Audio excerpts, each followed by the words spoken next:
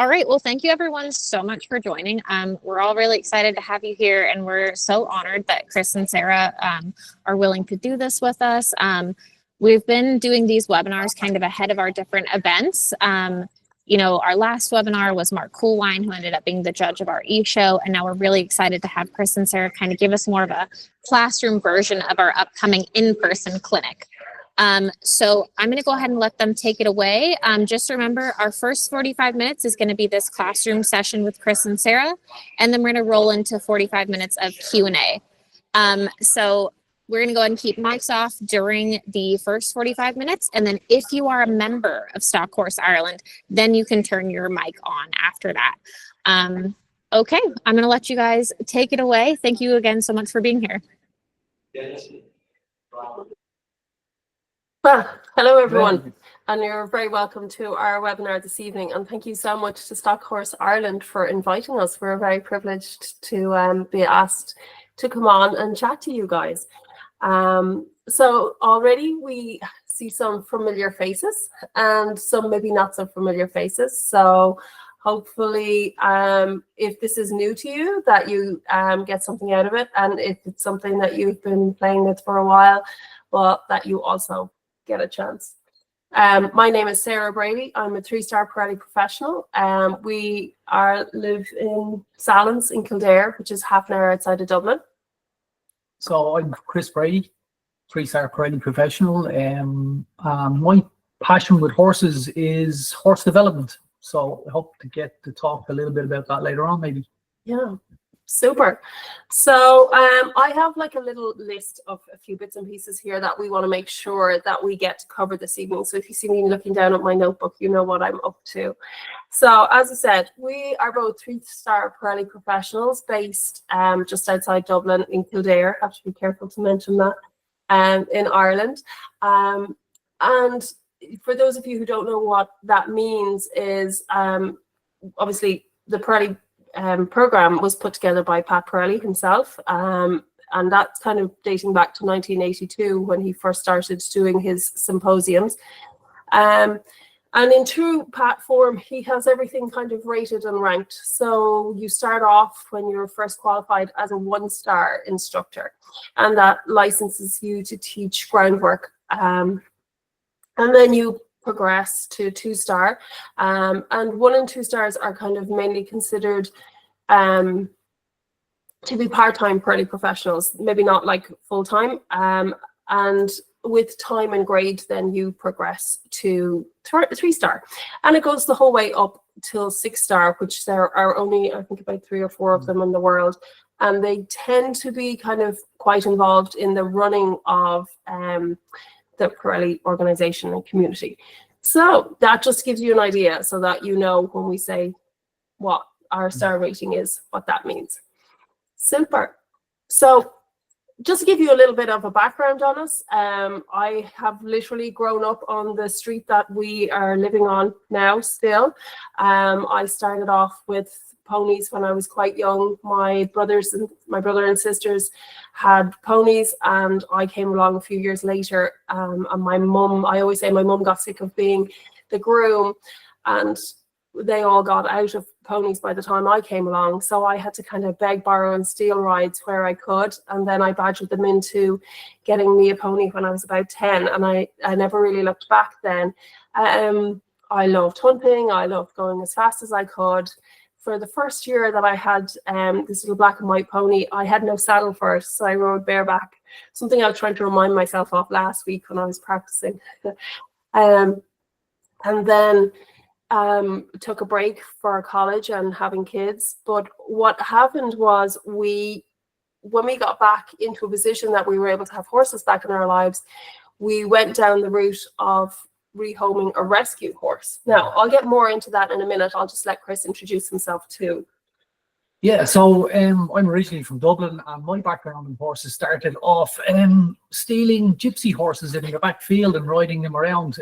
Maybe not stealing, borrowing. Borrowing them. We always put them back, of course. So and it was years later I found out that we were actually starting these horses for the travellers, because they used to come along, they used to put them in the fields, and they'd allow us to come along and put rides on these horses, and we didn't even know we were starting horses at that stage. But that's kind of where I got my passion for riding, and I suppose hunting and show jumping were my passions growing up. I did a lot of, and yeah, until we found the Parelli program, and that was through probably problem horses. And Yeah. So in 2004, when we started to build a house here, we got a rescue off the track thoroughbred, and it wasn't very long until problems started creeping in. He was rearing, he was trying to flip over. I was finding lots of excuses not to ride, and I would just pass the ride on to Chris, and I'd be like, oh, you can ride today. So it just did start to get quite dangerous, and all the advice we were being given was terrible stuff. It was inhumane. It was not what we were prepared to do. And we couldn't actually see how any of it would make sense. So we kind of decided at that point, we rehomed him back to the rescue, and then had a break to have our youngest child. And then, of course, she was barely here when I had to go and get another horse, and all of a sudden started running into the same problems again. Not maybe as quite as violent, but the horse was running away, it was bolting a lot. It was very hard to control. I wanted to show jump, I wanted to hunt. And after the third or fourth jump, you just couldn't steer, you couldn't control. And it was getting very frustrating.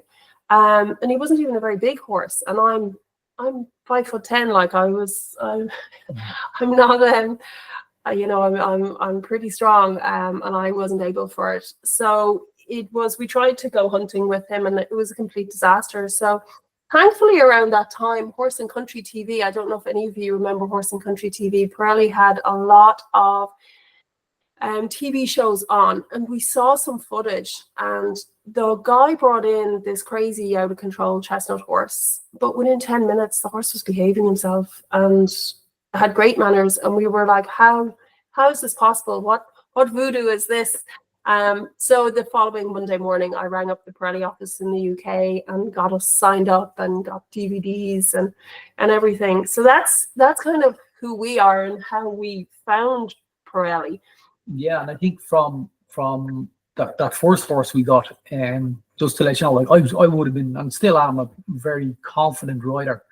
I'm confident around horses, but that particular horse, because I just didn't know how to deal with him, he started to erode my confidence. You know, I'd be hacking down the road, and you could feel it was like riding a bag of butterflies. You know, you could feel him starting to dance underneath when a car or a tractor or something came by. And it got to the stage where he used to rear up and flip over. And the last time I rode him down the lane, I had to get off him and just walking back to the stable, and I completely ran out of strategies to deal with that type of horse. And it's what's the word I'm looking for? It just drains your confidence. It really did. And takes the fun out of horses. Absolutely. The fun started to go out with it. And as Sarah said, you start finding excuses not to ride that particular horse. And for somebody who was, I would ride anything. I was really confident rider, and still am. But I really look after my confidence now, and we'll talk a bit about that later on. Yeah. So we talked a lot about Parelli, but for some of you here might not have a clue what that is. So back in 1982, Pat Parelli put on his first symposium, and the anniversary of it there was just about 2 weeks ago, and he talked a lot about what he had learned from his mentors, and he formulated a plan, like a blueprint of his principles for training horses, and he spoke a lot about that, and that has developed into a program. So we talk a lot about the Parelli program. Thank you very much, Maddie, for putting up the slide there. And what it is it's a guideline. Okay, it's like a roadmap. It's not as strict as a roadmap that you have to do A, B, and C. It's more like a set of guidelines, but it brings you from being able to catch your horse in a field would be maybe step one, all the way up to as far and as advanced as you want to go with horses. Okay, so we talk about it in 4 different levels, and if you want to go to the slide the little colorful one with the wave, Maddie. Yeah. So there we go. And I just put this in here for you guys to see. Level 1 is associated with the word safety. Okay, so we talk, a lot of times we talk about these 7 games and some patterns that we play.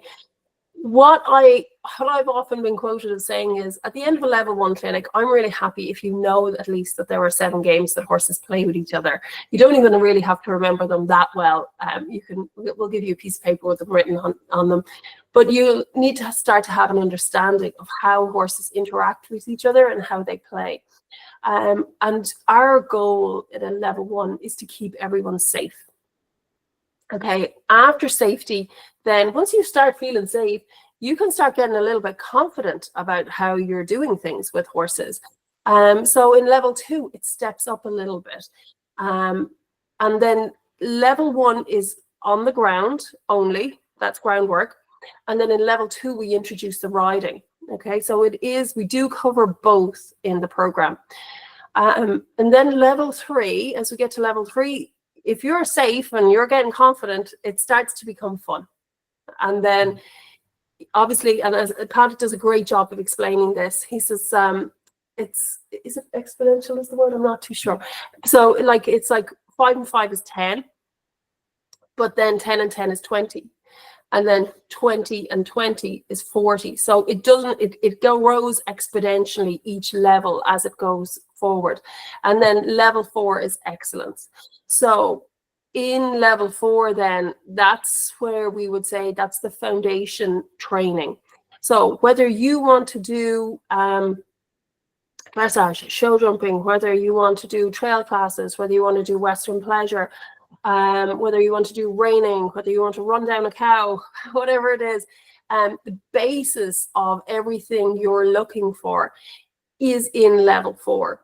Okay, and it's a good motto I live by. You can't fix a specialization with a specialization. Okay, and what I mean by that is, if you have a problem with show jumping, if you have a problem with reining, if you have a problem with something in particular, you're not going to be able to fix it in the specialization. The problem is going to be fixed in the foundation. Okay, so that is just a brief overall of our levels program. And you can see there, Maddie had some pictures. I'll show them the equipment. So I just pulled these today off the Parelli website. This is the equipment we use. This is like a training equipment. The halter we use is a rope halter. It's light, it's thin on their head. It's not heavy or cumbersome for them to wear. If they apply pressure, I often say to women will really get this. It's like wearing a pair of wedges or a pair of stilettos to a wedding. Okay, if you are a horse and you're used to like pushing on and pulling your human around the place, and if you have a webbed head collar, it's going to be so comfortable to do that for you. But if you put a rope halter and your horse and start trying to pull your human around the place, very quickly you'll run into the pressure of that. So I say it's like the stilettos at the wedding. They're fine, they look good, but they're not that comfortable if you're trying to be athletic in them. So then that's the halter. The 12-foot line, you can see it's the kind of thicker rope, and it's quite a thick rope at that stage, because the thinner the rope, the more injury you can do to yourself and to your horse. Okay, you can also see it's a smooth rope, so it doesn't have the bumps that you would see on normal lead reins. So it's designed to be able to flow through our hands freely, because we're trying to develop communication with the horse, and we're trying to develop an understanding and confidence. And, you know, it's really proven that the more these are prey animals, the more we trap them and hold them and pull them on top of ourselves, the more danger we're putting ourselves in. Whereas if we can give them a little bit of drift and a little bit of space and keep them out of our space and have them learn to value that, it's the start of a conversation. How long are those ropes? That rope is a 12-foot line in level 1, and in level 2 we graduate to a 22. And then finally we have the stick and string. Okay, because Pat talks about this quite a lot. we have tall bodies and horses have long bodies. Okay. And when we have the stick, it's just an extension of your arm or your hand. Okay. It's a tool that we can use to be friendly with. So we can scratch our horse and we can rub them all over, or else we can use it in a way to support what we're asking them to do. So if I am, say, for example, asking a horse to go left, and if I put a feel down that rope to suggest left, change my body language so that it's very obvious where I want my horse to do. And if my horse is still not listening to that, I can use the rope to support that. Okay, so that's some of the equipment we use. And then just briefly, I'm just going to touch on, as you start to get confident and really handy, we progress to a lariat rope in level 3 and 4. And there's a set of 2 reins. There's the bottom right-hand corner. What that is a set of double lines. And for those of you who are familiar with long reining, that is in level 4 is when we introduce long reining. So we do try and cover everything in our foundation. We're speaking a lot specifically today about the groundwork issue area, because we want to kind of also be mindful of how that's going to be really beneficial for people, especially with, you know, young horses, especially with maybe horses that are being tricky or dangerous or anything. So so that's predominantly the equipment we use. In the ridden, obviously, we can use a rope hackamore. It's your choice whether you have a Western saddle or an English. I ride them both. I just say in America, I ride Western. In Ireland, I ride English. It's just safer because you never know what you get brought up on in America. That's my excuse and I'm sticking to it. Yeah. So anything you want to add there onto a brief overview of the program? Just really the groundwork. Pat talks a lot about the 7 games, and we'll touch on them later on. But the 7 games, think of it like this, guys. The 7 games are a diagnostic tool for you and your horse, but they're also your prescription.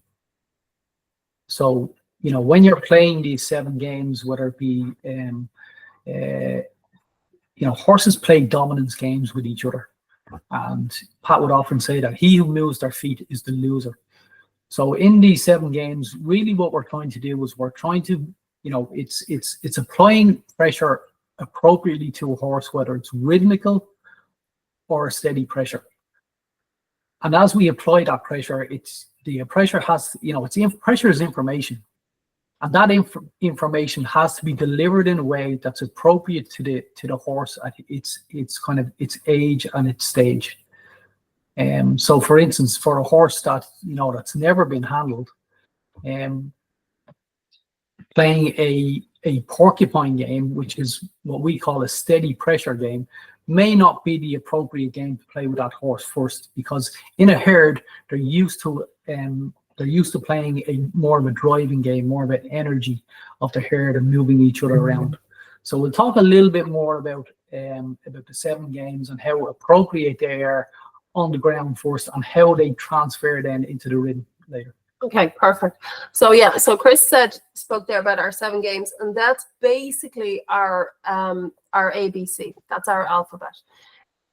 And then that progresses into patterns that we play with horses, and also into checklists of things that we would expect horses to be able to do. So Maddie has very kindly put up our online self-assessment checklist. So I have one printed out here because I can't read that off the screen. But so first of all, you can see there, hopefully you can follow along. We have level 1, and then if you look down the very bottom of that, it says touch it and figure of 8. So sometimes things can sound very like, what does that mean? Touch it is basically that when you ask a horse to go somewhere or to connect to something. So say, for example, if I'm in my arena and I ask my horse to walk, and I pick a direction and I pick something that I wanted to go to, and I'm going to drive my horse to that area, right? So straight away what I'm doing is I'm offering my horse a plan. I have a plan of what I want to achieve. I'm saying I want to go from A to B. Okay, and horses are natural followers looking for a natural leader, but in absence of that, they will take on the leadership role. So even having a very simple plan buys you a lot of kudos with a horse. Okay, so the touch it is by sending them to different places in the arena. Okay, and they can touch it with their nose, they can touch it with their feet. I'm not too concerned about that at the level 1 stage. That will get more advanced as we progress. And then you can see the next is a figure of 8. So just let me just talk about that touch it game at the start there. You know, it's also, it builds a lot of confidence. You might say, why would I use a strategy like touch it? Like, so for instance, with a young horse, if I wanted to introduce them to a saddle, I'll put it on a mountain block or put it in the middle of the arena, and I'll send my horse and go, let him touch it, let him have a sniff of it. And people often have problems with horses that won't stand still. You know, I would send them to the mounting block and have that mounting block as a place of comfort. So it's a really good strategy. It's a really good pattern to get a horse thinking. Yeah. And then, like, I'm not going to go through all of the patterns, but they progressively build. That's basically what I want you guys to get the idea of. We will introduce it, and then you play with it for what Pat says, for between 4 and 7 sessions. And then if the horse gets it pretty quickly, 4 sessions is probably plenty. If the horse is really struggling, well, you might have to repeat that for 7 sessions consecutively for them to kind of really start to rub it in. But then you've got to leave it alone. You've got to leave it alone and go and do something else, or else they start to get sour, or else they start to get worried that they're not doing it correctly, or else you'll get a funny horse that's decided they'll just make their own fun out of it. So the progressive nature of the program is also there. So you can see in week 1, you might play touch it. And in week 2, you might play with your figure of 8. But then in week 3, you're going to come back around again to touch it, but it'll be at a longer it'll be a much further distance. And it might be with lighter phases of asking. And then you're progressively going to roll through all of these, so you can see how many boxes they are.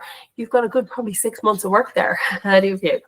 Now, that's the patterns we use. And Pat says, like, horses are pattern animals. So they learn through patterns, they learn through repetition.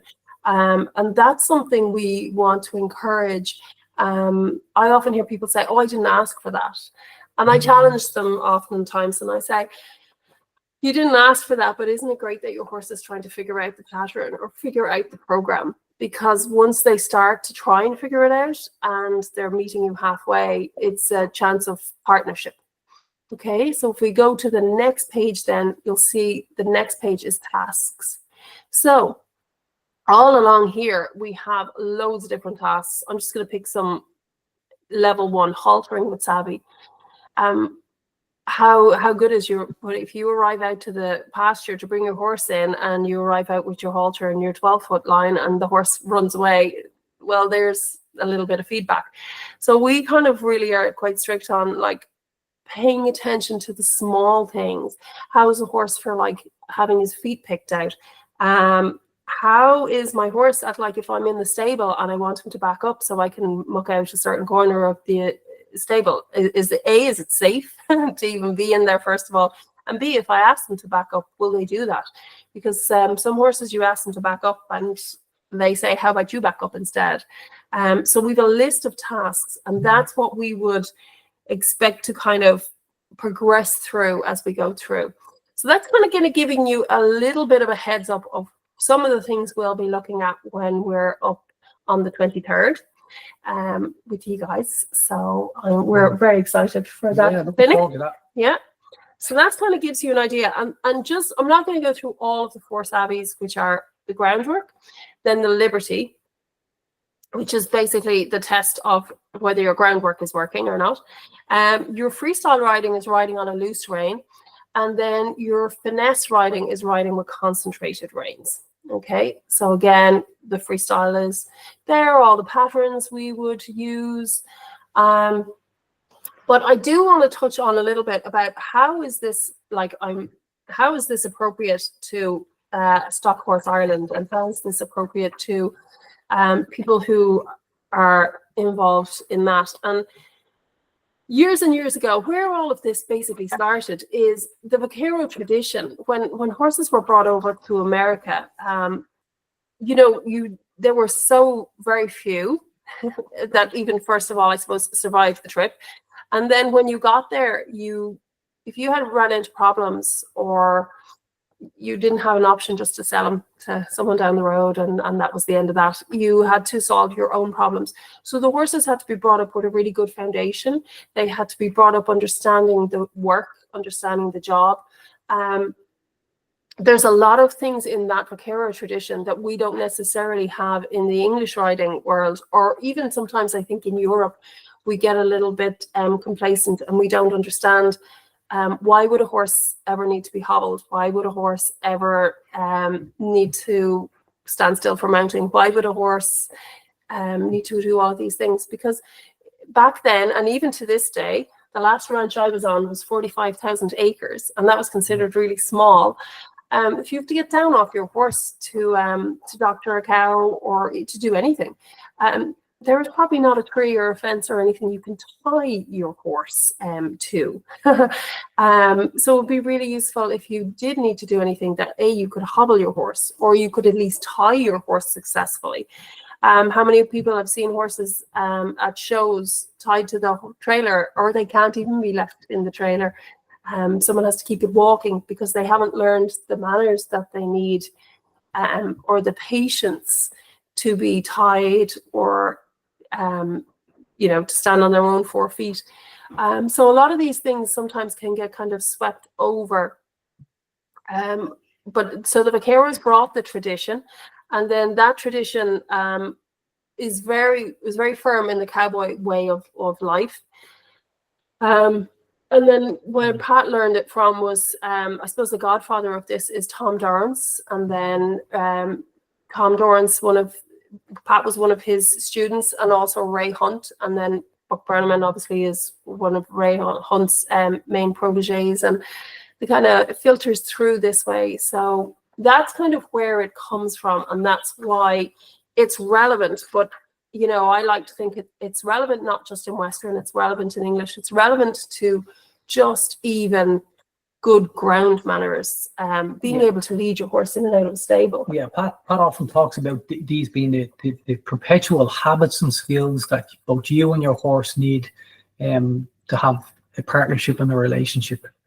And it's really the basics. And sometimes I feel like, a lot of students that we've dealt with that have come to us with problem horses or from the traditional world, that sometimes the horsemanship has kind of gone out of horses. A lot of these kids, they're going to lessons and they're being presented with a horse that's been saddled, and they go into the arena, they trot around, they go over the jump, they stop in the middle beside the instructor, and these horses are kind of push button horses. And what happens when a horse is not a push button horse? That's where they start to run into problems. And so these kind of basic habits and skills, in level 1, and really I think it should be a prerequisite for most programs, that people have these basic habits and skills that they can stay safe around their horse. Mm-hmm. Okay. So, and then also we've talked a lot about Parelli and horses and programs and things like that, but we also want to say that part of what appealed to us about Parelli natural horsemanship was the understanding, communication, and psychology. Those are the 3 bedrocks that Pat has kind of built this program on.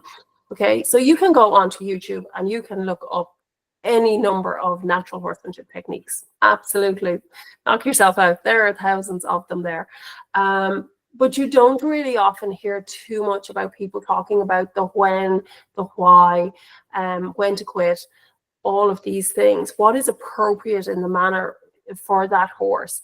Because we have a joke, and it's like, oh, you either rub them or whack them. Now, you know, that's a bit of a joke. But how do you know when to rub them? How do you know when to firm up and say, hey, stop that?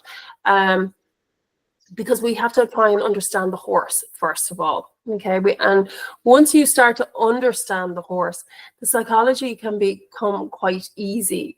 And remember, they're prey animals and we're predators, so it's not really natural for us to get along terribly well. But the more we understand their world and bring them into our world and understand that they were perfect before they got dragged into our world, and make sure that they're getting a good deal out of it too, the more beneficial this is and the more lasting it'll be, and the more of a bond and a relationship you will build with your horse. So Pat talks about love, language, and leadership. The love part, I think anyone sitting here at 7 o'clock on March evening has the love part down. The language is the program. So we talked briefly about the program, about strategies, and about how it evolves. And then the psychology is huge. And I suppose that to us is what really kind of sets it apart from any other program, because there is so much psychology. Now, I spoke earlier about level 1 is about safety. Okay, so at the end of the day, we have to be safe first. Safety is paramount. Okay, so we would say that's where we start to understand maybe a little bit of that there is psychology that we can use. But level 1 and 2, we don't have too much psychology in, because it's all about safety and keeping everyone alive. But levels 2, 3, and 4, then the psychology comes to the forefront. So I suppose one of the biggest things that Parelli is well known for is the personality. Okay, and I don't know if some of you here I do recognize, and I know you'll know what personality is, but for those of you who have no idea what personality is, everyone knows what a personality is. Okay, people have personalities and horses have personalities. Okay, and I even think straight away with that, you know, that reminds me, this is a horse, it's not a person. It has different needs, it has different things that are important to than would be to me. As Pat says, predators, it's praise, recognition, and pork chops. For horses, it's safety, comfort, play, and food in that order. Okay, so you can see here I have a little chart up on the screen. Okay, and up the top we have extrovert, and down the bottom we have introvert. Okay, an extrovert, it doesn't matter, we'll just stick with that term for a minute. It tends to have more go than woe. Okay, they can be quick, they want to move their feet. Okay, whereas an introvert tends to have a lower energy. It's a more woe horse, it's a slower horse, and they have a tendency to stop, or if they get worried about anything, they may freeze, or buck. Because they're not forward-thinking horses, okay? They haven't got that tendency to run. So that's the difference between your extrovert and your introvert. And then we have this left brain and right brain, and that's where people go, well, what is this code we're learning? But it's just a way of remembering. The left brain are the more dominant, pushy types. If you think about it, they can be more tolerant. Think of like the little old quintessential riding school pony that's, you know, out on its 7th go of the day. They don't tend to be as concerned about things. They're confident and they can be more curious. Whereas if you look at a right brain horse, okay, they can be fearful, nervous, defensive. They can be reactive, emotional, and confident and spooky. Now, I do want to put in I do want to at this point just mention that any horse can be fearful, nervous, defensive, reactive, emotional, confident, and spooky at any moment. But you've got to think about, like, is that who he is all of the time? Okay, because any horse can act like a prey animal. So the left brain horses are more dominant, pushy, laid back, and then the right brain horses are more fearful. They're more act like a prey animal. Okay, so this chart helps us when we're not really sure what our horse is and how to be appropriate to kind of start to characterize them a little bit. So I don't think when I fill out this chart, and there's lots of information on how to do this, I just wanted to give you an idea today, something to look at, and the words that are associated with each personality. So you might have, I'll give you a good example of the right brain extrovert. Think about the freaked out racehorse that's like running, and hasn't, isn't thinking about what its rider wants or where it wants to go. So you see the little cartoon with the little wheels on it. Instead of legs, it has little wheels. So that's what we call a right brain extrovert. And then down below, you can see a right brain introvert. And again, it's a prey animal. It's closer to prey animal than it is confident. It is kind of like a little shrinking violet. Violent too, it can be. People often say about those horses, I didn't see it coming. He was grand. He was absolutely fine. And then he just exploded. And usually those are quite, because it's introverted, you're not seeing it as easily as you would with an extrovert. But all of the signs can be there. You just really have to be careful to watch them, because it's not until horses get really extroverted that we have a tendency to go, oh my God, there's a problem. Okay. On the other side of the chart, then we have the left brain horses. The left brain introvert tends to be, that's the horse that has way more woe in it than go. That's the horse that if you're riding, you're going to be sweating tons, and it's just taking it easy, doing very little work, and you are doing all the work up there. So those are the horses. They're very clever horses, and they're kind of more thinkers than movers. So I explain those to people as they're the Scrabble players of the horse world. They're not the bungee jumpers. So in what that I mean, like, you really have to move their mind and have them realize what is the purpose of this. They make great trail riding horses because they're interested. They want to go somewhere. They're actually quite good at running down cows and things like that, because they only have to put in minimum effort or maximum effort for minimum amount of time. So that's really, they can excel at a lot of Western sports as well, like that. And then finally, the left brain extrovert. So the left brain extrovert is quite a thinking horse as well, but has a lot of energy. So a lot of people kind of talk about that as a sharp, sometimes you'd hear them call it as a sharp horse or a quirky horse. Because they're thinking, they can be quite argumentative. And then because they do move, but it might be more in a sideways or like a napping or a rearing or running backwards type than forward. So not that this is to be a whole big class on personality, but when you start to understand the horse you have, we can start to be appropriate about whether we need to move on from an exercise and go to the next exercise, or whether we need to stop and wait and let that horse process. Okay. And the more we understand that and the horse, the more appropriate we can be with the patterns we choose and the tasks we choose. Yeah, I suppose for me, if what this program has taught me is to be good with all of these type of different personalities. So I suppose we don't really get to choose our horse's personality. The horse you have now is the horse you have now. You can't just go out now tomorrow and but if you were to buy a horse and you look at his personalities, Pat would often say, pick your partner, not your poison. If you're that kind of more introverted type of person, maybe a left brain extrovert or right brain extroverted horse mightn't necessarily be, the horse for you. So using the likes of the personality chart to pinpoint where your horse is. And remember, the goal here all the time is to have your horse more centered. This is not to say that your horse is, if they're introverted or extroverted or left brain or right brain. Through the program, the goal is to have them more centered. And we've seen the results of this with quite extroverted horses and quite introverted horses on the extreme. I was just talking to Maddie there earlier on about my new horse, who's a show jumper. He's a warm blood, and he was jumping tracks of 130. He's almost 400 show jumping points, pretty incredible.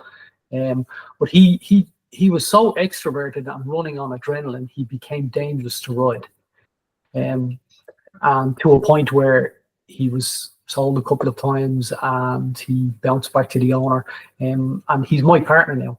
But now I can ride him on a loose rein, walk, trot, and canter, to a point where I've ridden that relaxation into him. But he was presented to me as a very extroverted horse. And the guy who owned him said he would ride from Kildare. You could ride this horse, he said, from Kildare to Cavan and jump 6 rounds, and it wouldn't take a breath out of him. So I actually thought he was an extroverted horse when I got him, because that's what he presented it as. But when I got to the bottom of this horse, he actually turned out to be quite introverted. You know, blown up. Just a blown up right brain introverted, but you know, kind of on that cuspy. If you look at that chart there, he'd be kind of sitting on the line between introvert and extrovert. Yeah. So, and he was quite lazy and dull when I really got to the bottom of him. He kind of didn't really want to move. When he got confident.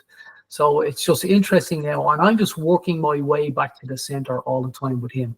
So this chart here, it's don't get too bogged down on it. It's just to explain really the psychology that we're putting in. And actually, and that brings us to a good point. I kind of brushed over the freestyle earlier, which is the second savvy. So that's when we start to ride the horse, okay? And when we ride freestyle, we ride on a loose rein. Okay, so it's more what you'll be used to seeing in a Western style. That's why everyone goes, "Oh, Parelli, is that Western?" And it's like, well, we ride on a loose rein and we ride on concentrated reins. So we do both. But there's a lot of really good reasons for doing that. And actually, that was a really big thing with that horse that Chris is talking about.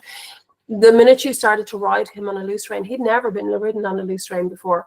And actually, because he'd been ridden in such tight reins all the time, riding him on a loose rein was like virgin territory. He was really open to listening. No, I'm not saying everyone go home and ride on a loose rein if your horse is running away with you. Please don't do that. Come to the clinic, we'll give you better ideas than that. But what I am saying is that, the horses, sometimes we can put in a lot of our problems, and we can't solve our problems with the same thinking that caused them. So by able to go and play with that different area of horsemanship, we were able to actually unpick some of the stitching in the problems that horse had. So it was a very useful tool. Yeah, and freestyle riding there's so many benefits to freestyle riding. We have students here at the moment, and it really improves their riding, their posture, their balance. A lot of students come here and they're using their reins for balance, and it's just to get them off the horse's head. And it's one of the main benefits of freestyle riding. It just helps the rider be way more balanced and be a better rider for your horse. And then when you're on a looser rein, you have to use your body more. You have to use your seat and your leg and your posture more, and your energy. And it's not just like playing PlayStation with their head, through the reins. Excuse me. It's so that's one of the benefits of it too. So I think we have given the Parelli program a fair run. Oh yeah, and I just wanted to put this on here. So this is a QR code for you guys who we do have. Okay, so there is a Parelli network. It's an app, and there's 10 free lessons on there. And if you scan the QR code, you can set yourself up with a free access account. So it's free. You don't have to sign up for anything. And there's 10 free videos that you can watch that Pat explains how horses think, feel, act, and play a little bit more. So I would like to say to anyone who maybe isn't there already, feel free to scan the QR code, set up your free account, and watch the free videos. So the network is a place, it's kind of a little bit like Facebook for horse lovers, for Parelli students, but also there's thousands of hours of educational information there as well. The program is delved into a lot deeper. So please feel free to, if you want to have a look at that. Yeah, and I suppose just before we leave the Parelli program as a whole, I would say it's a lot of people come to come to the likes of natural horsemanship because they have a problem with a horse. You know, I don't see the Parelli program as a problem-solving program. I see it as a foundation training program, you know, that benefit any horse, any breed, any age, and any discipline. So yeah, just get that out there. Yeah, perfect. Super. Yeah, there's a good quote. Horses will run faster and jump higher out of heart and desire. Yeah. And we see the excellent example of that at Equitana this weekend, where Pat and his team of Parelli professionals demonstrated his bareback bridleless jumping over, I don't know, what was Gigi jumping over? Giorgio, that was serious. Yeah. The height of the tips of the wings he was jumping. Yeah, so they showed all 4 savvies online: Liberty, Freestyle, and Finesse at level 5 and 6. It was incredible to see horses, you know, one-time tempi changes, spinning, turning, sliding. It was pretty impressive. Yeah. If you get a chance to see it on any of the Parelli Natural Horsemanship socials, they have put together some good clips. So it was very inspiring. But it really all starts with level 1, with your 7 games, your 2 patterns, you touch it, you figure 8, and then those build. And they build the whole way. Take it as far as you want to. Yeah. Super. So I think will we take a few questions, or? Yeah. Yeah. Yes. Yeah. Thank you guys so much. That was really good. I especially enjoyed, you know, your comments of this being foundation. You know, that's really what my introduction to Parelli became, was a foundation for all of our horses. And then really taking that, once you have built that horse's knowledge, taking that into all the sports you desire. So thank you guys so much for your time. So as we move into our Q&A portion, I just wanted to remind everyone, this is for members only as far as having your mic on, but everyone is welcome to audit. And really the goal of our Q&A session is just to have an opportunity to go deeper on the topics that are relevant to you, and, you know, maybe be a little bit more personal about like what you're struggling with, what you would like help with. And so that's what our Q&A session is. So everyone is welcome to listen in, but only members can turn their mics on during this session. And don't be afraid to be brave and, you know, jump in with your questions. And just housekeeping real quick. If you don't have your membership already, I'm so sorry for the airport noise. If you don't have your membership already, you can go onto our It's Plain Sailing and buy that membership. I believe our adult membership is 45 euros. You can scan this QR code as well. And our youth membership is 30 euros. We also have our awards program. So whether you have an all breed type of horse or you have a stock type breed, the paint horse, quarter horse, Appaloosa horse, you can be rewarded for attending our e-shows and hopefully more of our in-person events coming soon. And yeah, that takes us right into, we have 5 spots left in the upcoming groundwork clinic with Chris and Sarah. So if you haven't signed up for that yet, go ahead and reserve your spot on the sooner side would be my recommendation. And we'll open it up to the floor. Anybody have any questions to start us off with?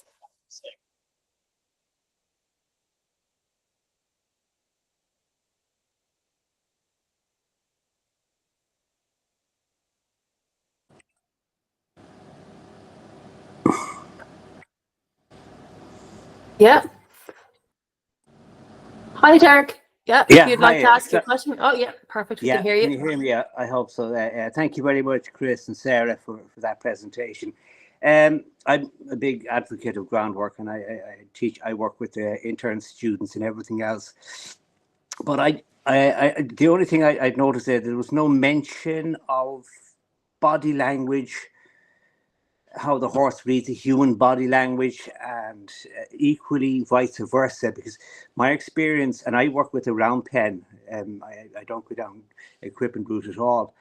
And I find when I'm working with students with, you know, exceptional equitation, but when we ask them to communicate with the horse using their body as such, okay, they literally can't move and they simply can't communicate. So I'm just wondering, is that part, or would that be part of a program? Because it really is, to me, quite important. If you can't move that horse on the ground. Yeah. Yeah, absolutely. No, and we would bring that in on day one of a lesson, day one of a clinic. Absolutely. Body language. And energy, your energy. And we talk a lot about like bringing life up, finding a neutral, and then having a life down, having so that the horse understands that it did the right thing. And so we do talk an awful lot about like body position, energy, and we talk a lot about phases on how we ask for things as well. So we do ask, like, we would start with the slightest try, and then every 3 seconds we will double the ask, so that the horse has a chance to respond instead of reacting in the moment. So it's a huge part, I suppose. And if you look back on the online slide that we had up there, one of the very first things we talked about was well, I mean, I didn't really go too deep into everything. It was kind of like just a general, but you can see where we ask with the phases are in there. So oftentimes people will, when they want a horse to do something, they'll go to the phase that they think they need to be at to get the horse to do something. So even if that's like, say, standing for the farrier, right? The person's holding on to the horse's head because they think, oh, this is going to be, they're going to be trouble. And it's like, let's start off as lightly as we can and politely, and we'll build that to the point that we need to be effective. But yeah, absolutely, body language. And one thing I touched on there is energy is really important. So I often use the analogy of being in, maybe Tesco's in a supermarket, or for women, I hate to say this, but I tend to use the supermarket one. And I say, like, if you're standing in the queue in Tesco's, have you ever had someone stand behind you with so much energy that you felt like they were pushing you out of the shop? Like, almost like that you were the problem, like you were the reason they were late to collect their kid from school. So that's the driving energy, okay? And then the neutral energy is when the horse is doing the right thing. We need to drop that driving energy because otherwise they don't get the feeling that they were doing the right thing, and then they either get upset and start to like run away mentally, emotionally, or physically, or else they get annoyed and they push back into our pressure. So and then how do you signal to your horse that he's done the right thing? You know, so a lot of people use their voice, and I'm okay with that because, you know, sometimes we've got to use our voice insofar as just to let the energy out and to smile and be like, well done, good boy, you're amazing. But to have that feeling of pleased and happiness. So we kind of focused a little bit in the presentation more on, like, I suppose, an overview, but definitely that is day one, session one, what we would be covering. Yeah, and you know, Pat coined the phrase natural horsemanship back in 1982. So you know, what is natural horsemanship? It's, you know, to me, it's about how horses think, how they act, how they feel, and how they play. And really, at the real core of that is about energy and intention. Because when you show up to your horse, you become that herd. If it's just the two of you guys there, you are, you know, you are that herd. If there's just the two of you, and it's so important for your horse, not just for you to kind of pay attention to your horse's energy, but for your horse to buy into your leadership and your energy also. And that's what, you know, playing these 7 games, as I said at the start, it's you know, it's a diagnostic tool, but it's also a prescription. But that energy and intention, Derek, as you mentioned, is so important for that relationship and partnership, because, you know, an awful lot of the time, you know, we can be out of sync with our horse just with our energy alone. So it's so important. Yeah. A great question. Good question. Yeah. That's great. Thank you. Anybody else? Go ahead and chime on in. Even if you just kind of have something you're wondering or you'd like to hear them speak more about, go ahead and jump in now. Brady has raised his hand. Barry has a question. Good stuff. I think you might need to unmute your mic. I'm wondering, is Brady a member? Or sorry, is Barry a member? Oh, all right. No, sorry. Oh, that's okay. Well, while we're waiting, I would love, something you guys really helped me with was focusing on the mentality of my horses, and not getting so overly focused on the skill in itself, like just getting them to do the motions and like really going into focusing on that. I was wondering if you'd speak to that a little bit. Okay, so just to say that again for me there, Krista. So Chris was What I there, found, yes, when Chris came over, what he really pointed out to me in my own program that I found very helpful was I was very focused on getting the horse to do the thing, achieve the goal, put their foot where it's supposed to go, get their body to go where it's supposed to go, but I wasn't necessarily addressing the emotional life of my horse. So I'm not sure. Oh yeah, no, that's perfect. And yeah, I remember Chris being up there all right, but no, I understand. So yeah, a lot of times there's a saying, somebody, you might not remember what someone said to you, you might not remember what they did, but you'll remember how they made you feel. And that goes for the horses too. So sometimes, don't get me wrong, it is good to have a task, and it has, because that gives us a purpose, okay? And a focus, and that's really good. But because we are natural predators, what tends to happen is we look to the end goal and we try to achieve the end goal instead of thinking, how can I deconstruct this exercise in a way that's maybe meaningful and useful and helpful for this horse, and then breaking it down into steps that they will understand and that they can follow. Because you'd be surprised. I mean, my own big chestnut lady, she's pretty sure whenever I introduced her to new things at the start that she was like, horses don't do this. This is ridiculous. Carry on. And, but by breaking it down to her, all of a sudden she was like, oh, I can follow that. I can follow that. And all of a sudden she's doing high level maneuvers that were just broken down into very simplistic forms, because she's naturally quite a big redheaded, opinionated lady. So she's not always interested. She would be stereotypically the horse that would not be interested in what the human is trying to teach. So by breaking it down into bite-sized pieces for her and putting her at the center of the learning has been really useful. Now, that's kind of not the easiest thing to do when you're trying to learn this for the first time.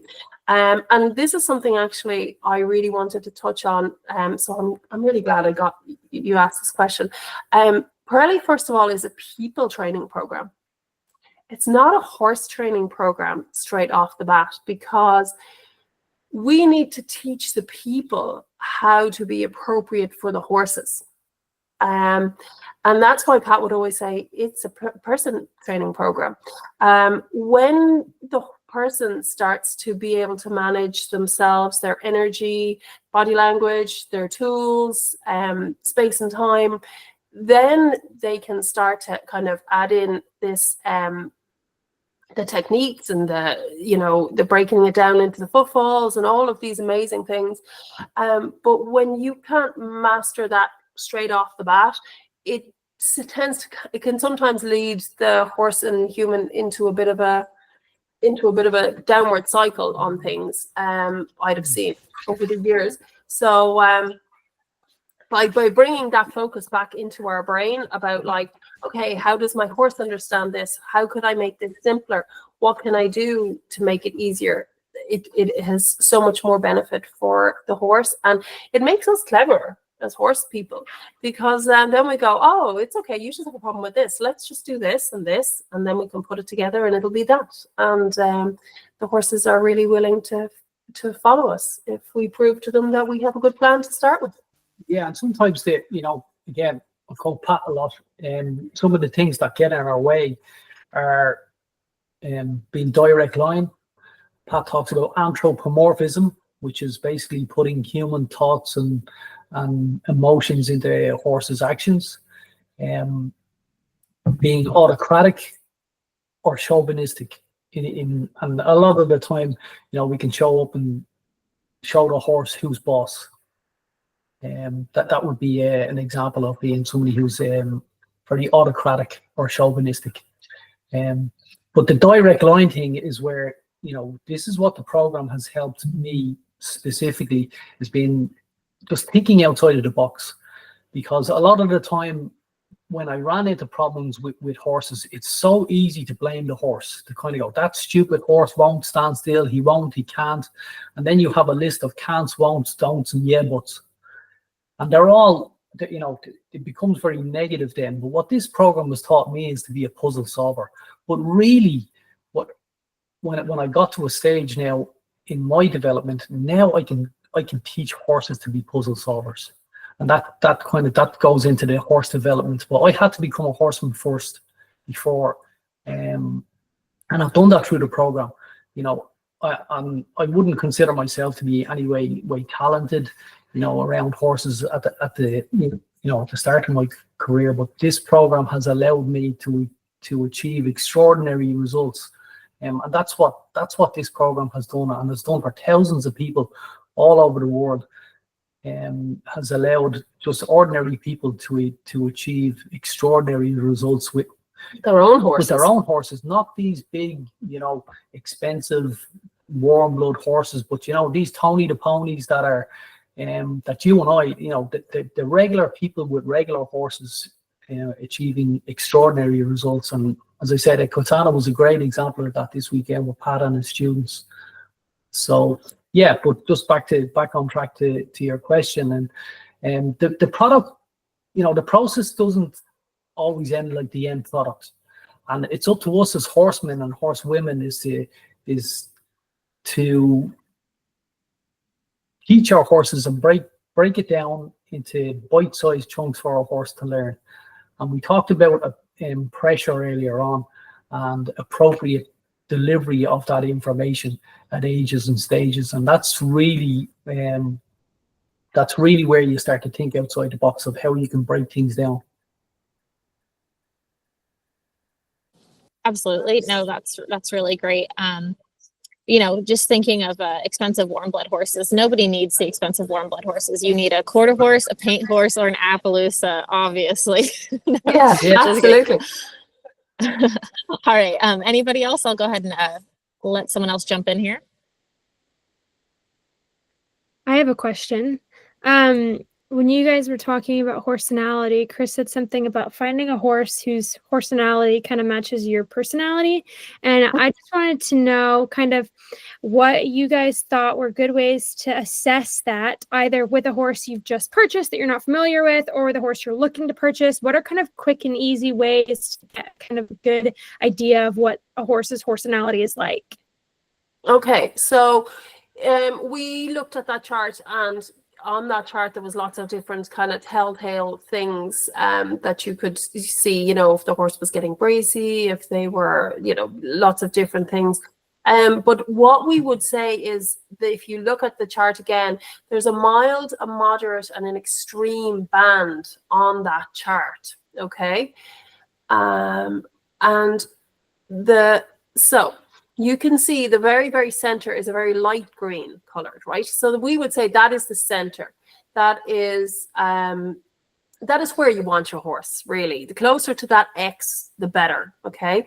Then the first green, the darker green, is mild behavior. Then as you move out, that blue one is moderate behavior. And then that kind of cream color on the outside is an extreme behavior. Okay, so I would say there's different horsenalities match with different personalities, but the goal is to be able to play with any horse of any horsenality and to bring them to the center. Okay, but what I would be more concerned about is the behavior. So mild, moderate, or extreme. So oftentimes people would ask us to find a horse for them, or we would find a horse and we would match them up, and we'd say that horse has some mild behaviors. And they might, God love them, they might think it was moderate or extreme, but we've kind of, over the years, we've seen a little bit more towards moderate and extreme. So we kind of know what that looks a little bit more like. So I'm often saying, no, it's fine. It's a moderate behavior. We will change that horse's mind pretty quickly by going through the program. Now, a moderate one, obviously, that's you're starting to go into a horse that's deeply invested in its behavior.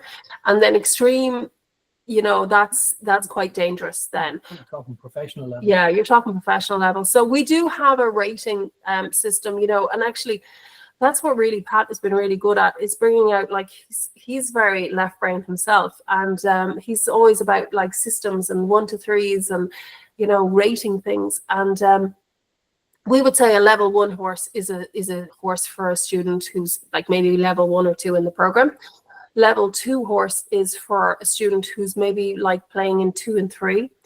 A level 3 horse is someone that we think that student would want to be a level 3 or 4 graduate. A level 4 horse is a Parelli professional, and a level 5 horse is a horse development specialist or Pat Parelli, because that horse is going to kill someone. Because, you know, and we would have seen that over the years, different levels of horse. So, you know, it wouldn't be unusual for me to come home and say, oh, that lesson, oh, it's not just a 1 or a 2, it's okay, it's a nice pony, it'll 6 months time it'll be turned inside out. So I'm more invested in how, looking at that horse in terms of mild, moderate and extreme behaviors. And here's just a fun little one, because people go, left brain introvert, what would an extreme left brain introvert look like? Well, have you ever seen the kid's pony who lay down in a lesson and wouldn't get up? And like, that is really committed to his cause. He's like, no, I am not getting up.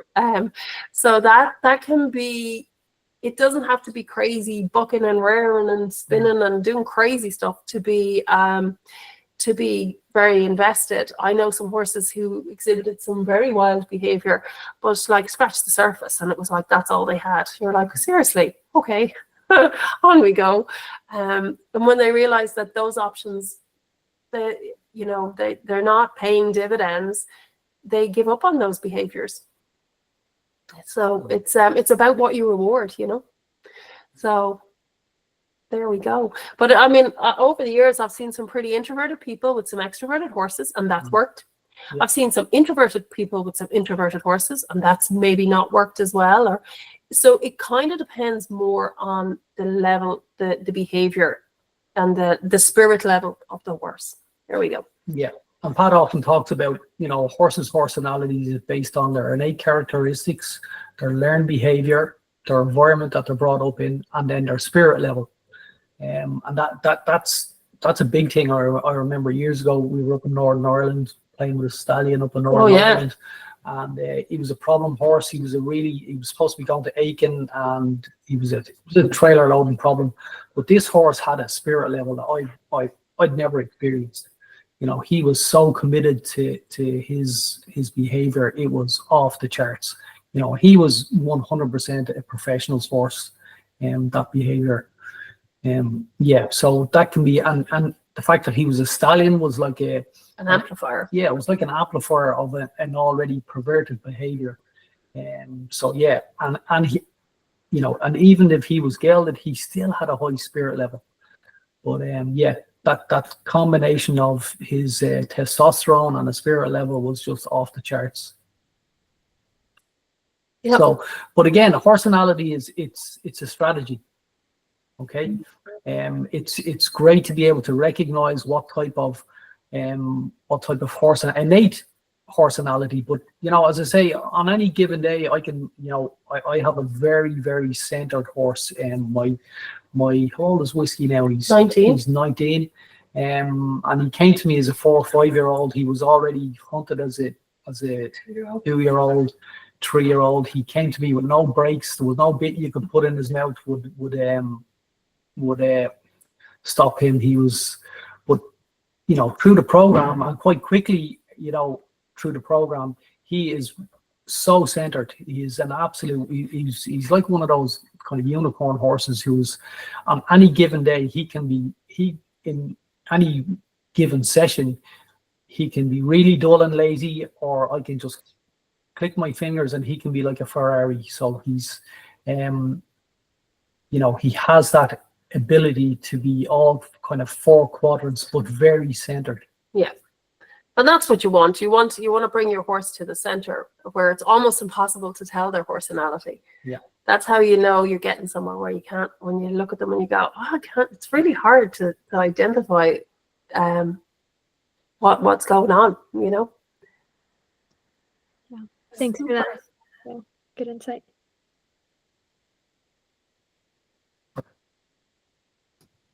I know Chris is a little bit in and out of connection in the airport, but if anyone has any other questions, feel free to jump in, or if you want to pop it in the chat, we can read it out loud as well.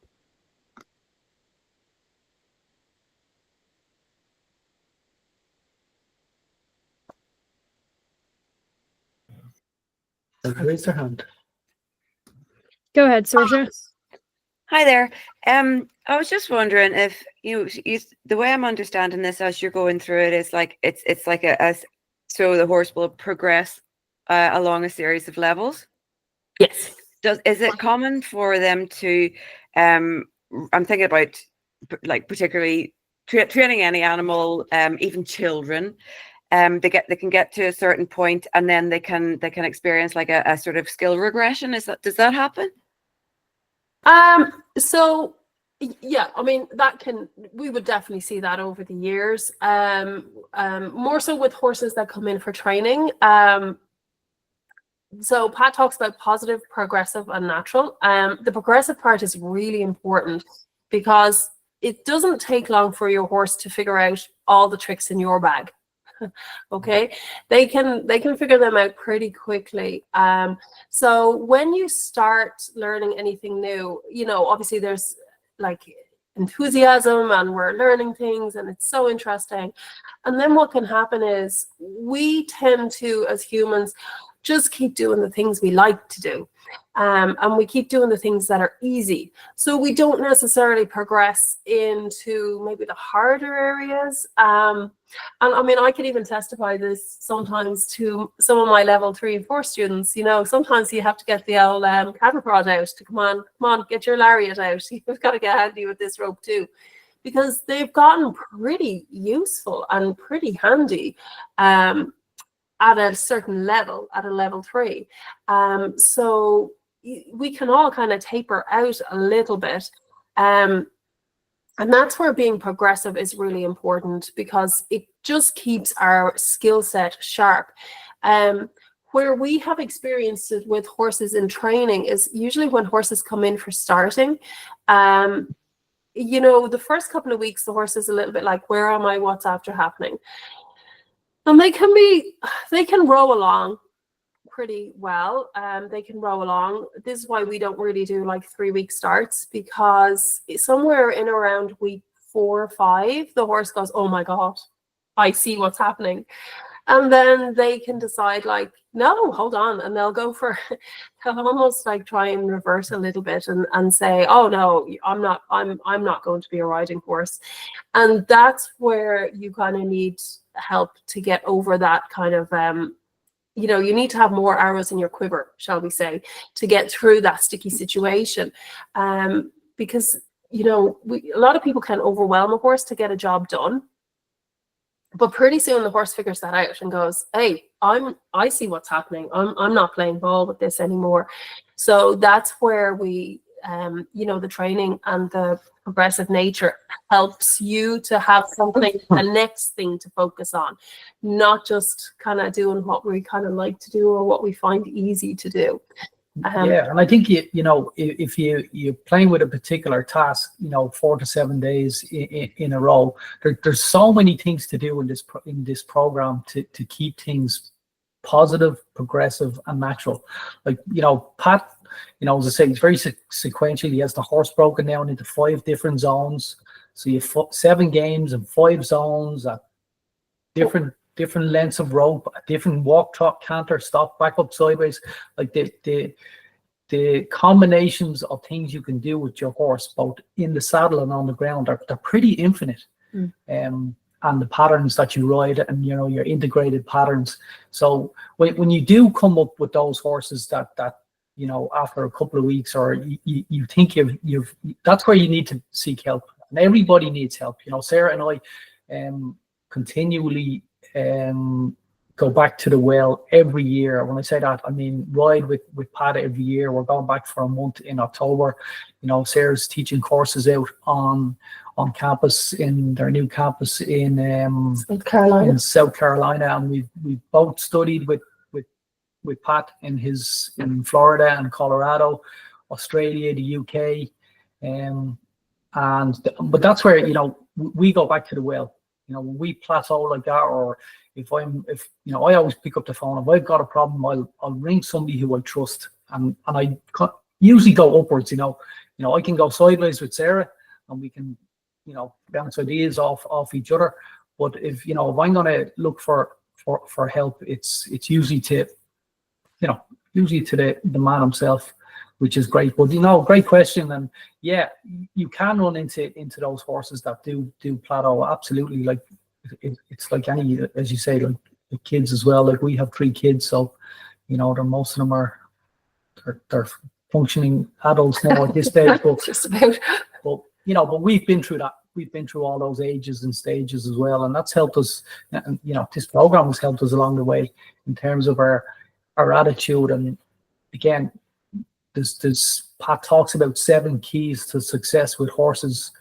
It's Attitude, knowledge, tools, technique, time, imagination, and support. Yeah, and it starts off with attitude, and that attitude is a multitude of actions and or interactions. So everything is about attitude, and when you have that positive, progressive, and that's where a lot of people run into, as you say, they plateau because the progression isn't there in their program. Yep. And this is built specifically for that reason, level 1, 2, 3, and 4, to give you that solid foundation where you can go on and do. Doesn't matter what your horse's surname is, whether it's Western Pleasure, eventing, jumping, that you have that solid foundation so that you don't you tend not to run into those plateaus, as you say. And like the old tradition of he got sour in his job, so we brought him hunting, or we brought him to the beach, or we did more hacking. So a lot of times people are having to look to a different discipline to kind of help the horse when they get maybe sour or they regress. Whereas when you kind of become a really good puzzle solver, you can kind of, and then you're good at being progressive with these things as well. You won't necessarily have to change discipline to freshen stuff up. But you'd have often heard stories like that, like, racehorse wouldn't race anymore, so they brought him hunting, or different things like that. So thankfully, the program kind of helps us out with that, gives us some more things to do. Yeah, Cool. Great question. That's awesome. Thank you. Welcome.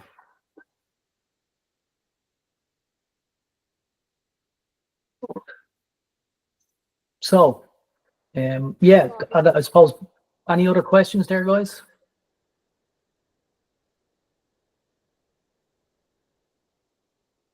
So Sarah mentioned at the beginning, Pat's first symposium in 1982, and he came up with a set of principles, and he has 8 guiding principles, and I suppose that's just one leg of a 4-legged stool, if you like. So you think about horse training and horse development as having principles, patience, sequence, and ambition, and they're like 4 legs of a stool. So when we're training horses, we're training them, or people, we're training with a very in a very principled manner, let's just say, and those principles are founded in the natural approach to horse training. And then you have your ambition. So sometimes if your ambition or your patience, if I wanted to go to the Olympics in 12 months time, that's a pretty lofty ambition. It's not on a 12 months time. Okay, then whenever. Or maybe attend your first e-show. Yeah. Yeah, exactly. So that might be, a more, kind of lower my bar a little here. Maybe I need to go and do one of these kind of local shows here first before I, go to the Olympics, because it's just, it's going to be an unbalanced stool. So just thought I'd throw that in there. There's kind of 4 legs of a stool when I think about horse training, horse development, people to have that balance of principles, patience, sequence, and ambition. And I think, you know, in thinking about like what we were going to chat about tonight, actually, that was something that really, really useful is the word sequence, because the principles, you can have your principles, you know, patience. Some people can wait forever, some people can't. That's fine. But the sequence, and oftentimes when I look around at some natural horsemanship things out there, I see the sequence is a little out of whack. That people are maybe trying to do something that's quite a tricky maneuver, or it's quite a tricky thing, and maybe they haven't kind of grasped how to break that down for the horse, or maybe they haven't even gotten control of their own energy around the horse.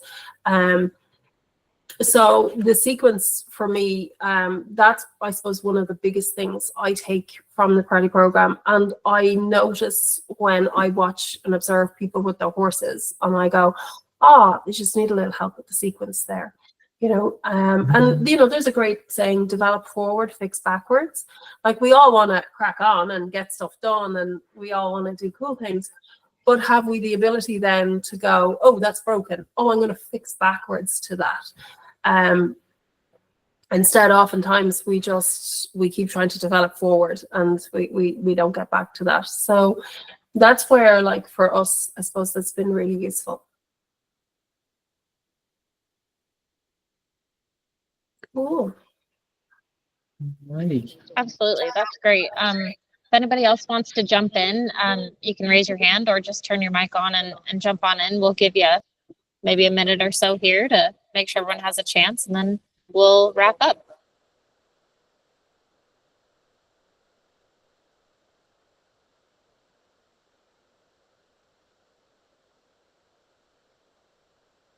This is definitely. That's good. We must have answered all of your horsemanship questions.